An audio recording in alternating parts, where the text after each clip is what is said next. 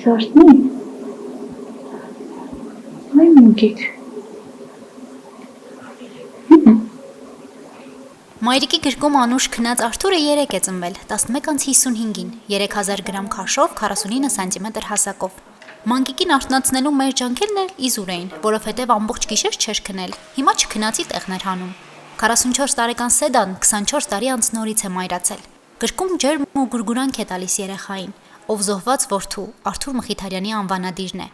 Փոքրիկի եղբայր Արթուրը զոհվել է 2022 թվականին Վերին Ժորժայի դիրքերում, եւ 4 տարի անց հրաշքով փոքրիկի ծնունդը նոր իմաստավորում է բերել ընտանիքին։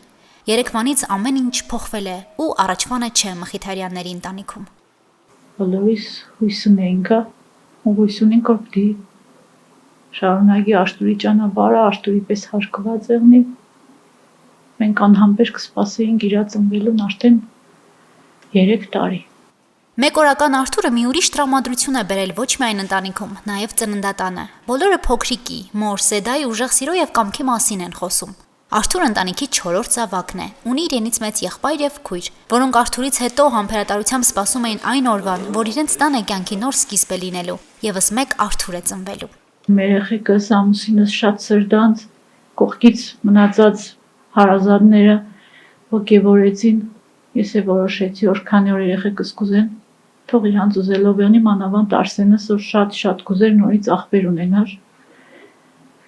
Աստված տվեց այդ ուժն, որ մենք էլ հասնեինք այդ նպատակին։ Երկար սպասված վերածնունդ էր, որն շատ ենք սպասել, որ նորից Արթուր ծնվի, նորից ընտանիքում լույս լինի։ Ամեն անգամ կխնդրեիք Սեկոնե տեղայտնի կոնե մեր Արթուրն եղնի էլի։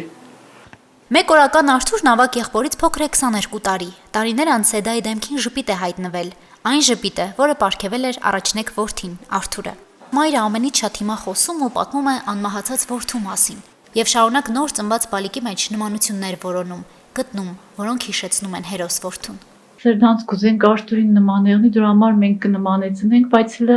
պես չեմ կողմնորոշվի։ Ուղղակի մենք մեզի տրամադրելով, որ ինքը պետք է Արթուրին նման եղնի։ Ծառայում էր Վարդենիսում, մի քանի ամսվա ծառայող էր, հասցրել էր բանակում արժանանալ շնորհակալագրերի։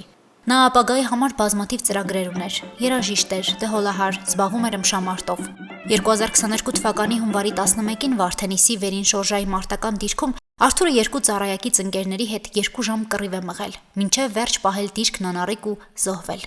3 ընկերները հետմահու պարգևատրվել են մարտական ծառայության մեդալով։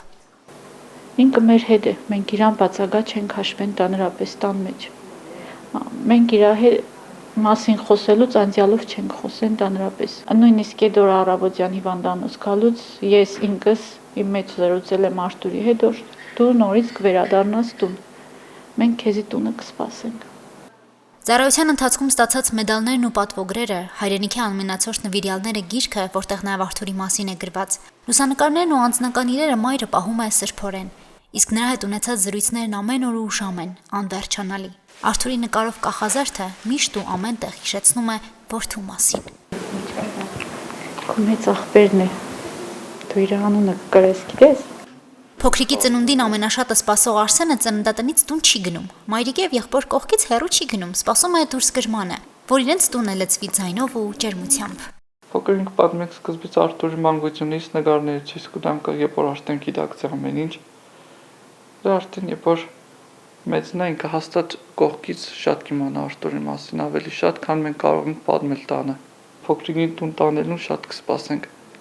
Նոր թևեր ու երազանքներ բերած փոքրիկ Արթուրին եւ մայրիկին վաղը ծննդատնից կճանապարհեն տուն, որտեղ նրանց սպասում են հայրն ու քույրը։